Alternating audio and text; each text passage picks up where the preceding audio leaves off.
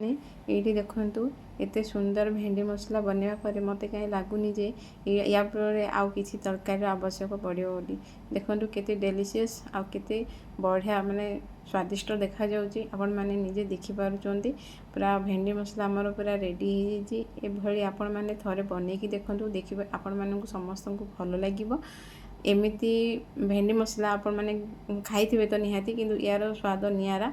तो ये गोटे सिक्रेट जिनस अच्छी आपण माने वीडियो को फुल देखंतु तापर जानि परिबे। देखंतु मु एठी आलू नेची आउ भेंडी नेची आकु नेकी आमे आज बनेबा आजिरो रेसिपी। तो मु भेंडी को काटि नेची देखंतु एमिति छोटे छोटे काटिबेनी बड़ मिडिल साइज रो करिकि काटिबे। आइदर बड़ भेंडी हेतले 3 खंड करिवे छोट भेंडी हेतले 2 खंड करिवे। एठी मु भेंडी काटि नेची या ऊपर मु लंका गुंड हलदी गुंड आउ बेसन गोटे चामच नहीं जाइए आ टिके स्लाइड लुण पकई देइछि। आको आमे भलो भाबरे गोळेई नबा टिके हल्का पानी देकी आको आमे मेल्ट कर नबा कना अधिक पानी ही गले पानी ही जीवो आउ भलो लागिवनी नाळिया ही जीवो। तो देखंतु मु कड़े बसई नहीं थिली कड़े रे मु तेल एठी मु सोरिष तेल नेछि। सोरिष तेल रे आमे टिके फ्राई कर नबा आगु सिझे देथिली मु आलू एठी आपण चाहे कंचा आलू भी नहीं परिबे। देखंतु कम समय भितर हवा पाई मु एठी आलू सिझा नहीं जाइथिली। एमती भाव में आपण मैंने टिके ब्राउन कलर आसा पर्यंत आलू छाणी नेबे। तो ता जो तेल रही जाइए से आम भेंडी गुड़ाक भी फ्राए करनबा। भेंडीटा स्लो आंच रे ही फ्राए करेंगे कहीं ये जल्दी हेवी आंच हो ताहले सीझी पारिबनी भितर। तो आपको हल्का हल्का भाव में आम किसी समय आपको फ्राए करनबा सीझा पर्यंत। देखो मोर भेंडी सीझी जाइए आपको मुझे काढ़ी नहीं आम चलते ए प्रस्तुत करवा आज तरकारी। देखो मो जीरा आउ तेजपत्र नहीं जाइए। मु गोटे बड़ पियाज छोट छोट की काटि नहीं थी। पियाज ब्राउन कलर पर्यंत भाजला मुझे 2 चामच मसला बटा मसला ऐड करनी। ये आपड़ चाहिए गुंड मसला भी नहीं पारे।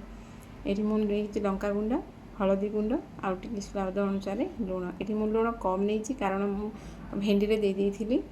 तो ये टिके पानी देकी आम मसला को आउ टिके सिझेईदबा। मसला पानी देले मसलार कलर अलग प्रकार आसता है।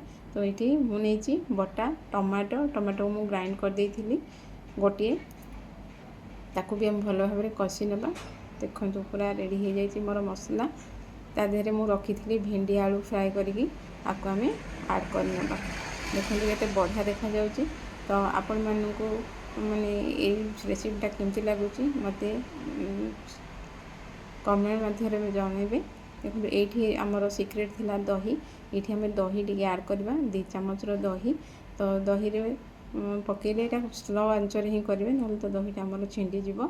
देखो एमती हिसाब से आपण मैंने करनी भेंडी आलू कषा। ये मुझे दही काढ़ी से दही को धोईक ऐड करनी। ये आउ टे चाहिए भी आप पानी भी ऐड करके आपको 5-7 मिनट सिझेदेवे कहीं मुझे सीझा नहीं मुझे अधिक समय सिझेबी। आपण मैंने जेहेतु कंचा परिवार नेबे जदि आपण मैंने टिके अधिक समय सिझे नेबे। देखो रेडी हो जाए आज आमर भेंडी आलू कषा। देखा केते बढ़िया लगुच मेरा स्वाद भी बहुत बढ़िया आसे। ये मुझे गरम मसला ऐड करनी आउ मो पाखे धनिया पत्र मु पकाए बट मुझे आज पकेबी।